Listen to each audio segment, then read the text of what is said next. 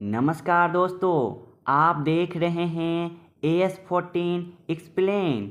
आज हम विश्व की प्राचीनतम शहरी सभ्यताओं में से एक सिंधु घाटी की सभ्यता के बारे में अध्ययन करेंगे, जिसे हड़प्पा सभ्यता भी कहा जाता है, क्योंकि सबसे पहले हड़प्पा नामक स्थान पर ही इस पूरे सभ्यता की खुदाई शुरू हुई थी। इस सभ्यता का विस्तार भारत, पाकिस्तान से लेकर अफगानिस्तान तक फैली थी।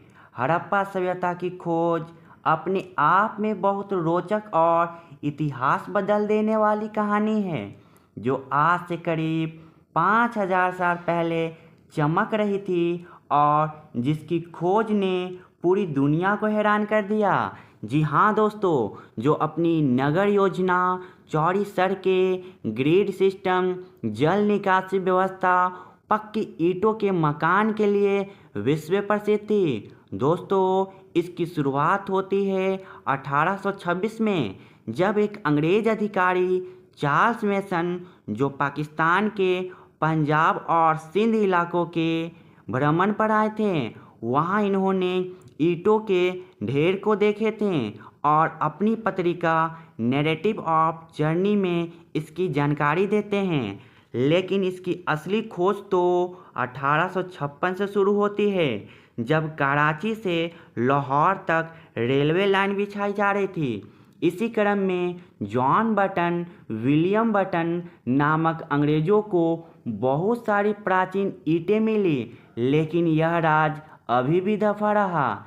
इसकी सही मायने में इस सभ्यता को पता लगाने का श्रेय भारतीय पुरातत्वविद राय बहादुर दयाराम साहनी को जाता है, जिन्होंने 1921 में पहली बार हड़प्पा स्थान पर व्यवस्थित खुदाई शुरू की, जो रावी नदी के किनारे बसा था। इसके अगले ही वर्ष 1922 में राखाल दास बनर्जी ने मोहनजोदड़ो की खोज की, जो सिंधु नदी के किनारे बसा था।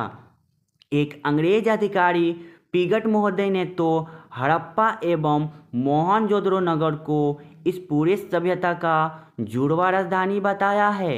इस सभ्यता का विस्तार आज के पाकिस्तान, हरियाणा, जम्मू कश्मीर, पंजाब, राजस्थान, गुजरात, उत्तर प्रदेश और महाराष्ट्र तक था। दोस्तों, इसके प्रमुख नगर थे हड़प्पा, मोहनजोदड़ो, चन्हूदड़ो, लोथल, धोलावीरा और कालीबंगा। दोस्तों, हैरान कर देने वाली बात यह है कि इतनी विस्तृत सभ्यता के लिपि को आज तक कोई पढ़ा नहीं जा सका है, क्योंकि इसकी लिपि भाव चित्रात्मक लिपि थी, जो दाएं से बाएं लिखी जाती थी। इसकी लिपि को तो बहुत सारे इतिहासकारों ने पढ़ने का प्रयास किया, लेकिन सभी को असफलता हाथ लगी। दोस्तों, अब हम बात करते हैं यहाँ की नगर योजना के बारे में, जिसके कारण दुनिया के सभी सभ्यताओं में से सिंधु घाटी की सभ्यता यानी भारत की सभ्यता को अलग पहचान मिलती है।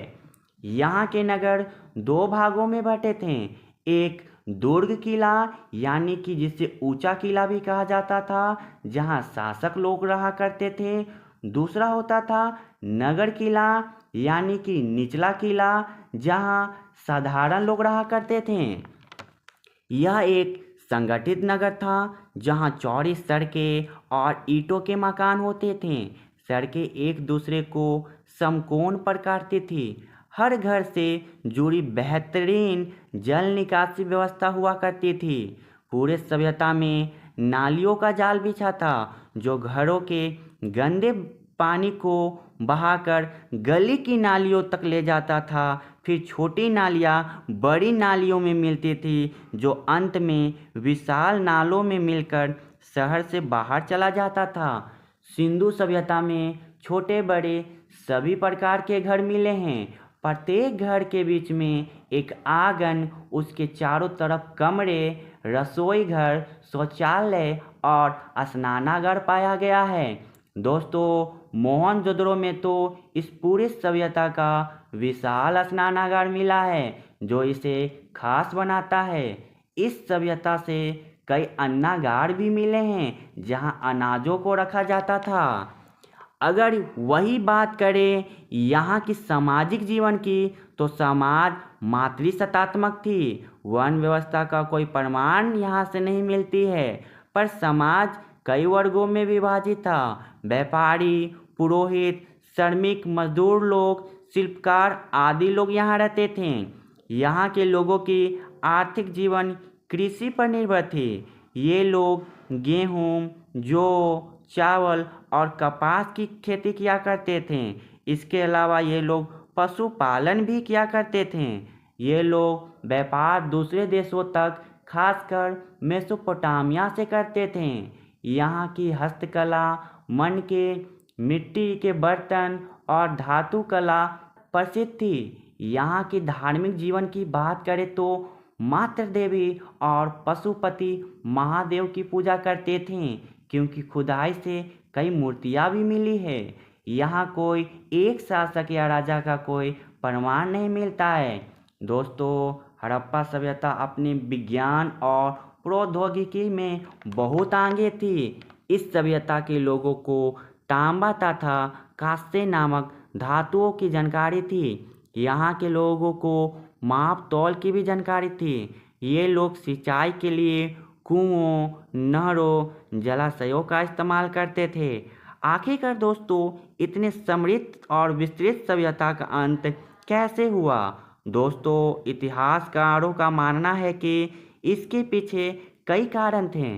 बार बार आई बाढ़ और भूकंप जैसी प्राकृतिक आपदाएं के कारण, या नदियों का सूखना और मार्ग बदलना जिससे खेती बर्बाद हो गई, या लगातार खेती करने से जमीन की उपजाऊ क्षमता घट गई होगी, या दोस्तों विदेशी आक्रमण जिसमें से आर्यों का आक्रमण, जिसके कारण इस सभ्यता का पतन हुआ हो। दोस्तों, बात कुछ भी हो इस सभ्यता के पतन का, लेकिन भारत की धरती पर एक ऐसी सभ्यता थी जो आज भी विश्व में प्रसिद्ध है। दोस्तों, अगर यह वीडियो आपको अच्छी लगी हो तो इसी तरह की ऐतिहासिक घटनाओं के बारे में जानने के लिए चैनल को सब्सक्राइब करें और अपने दोस्तों में शेयर करें।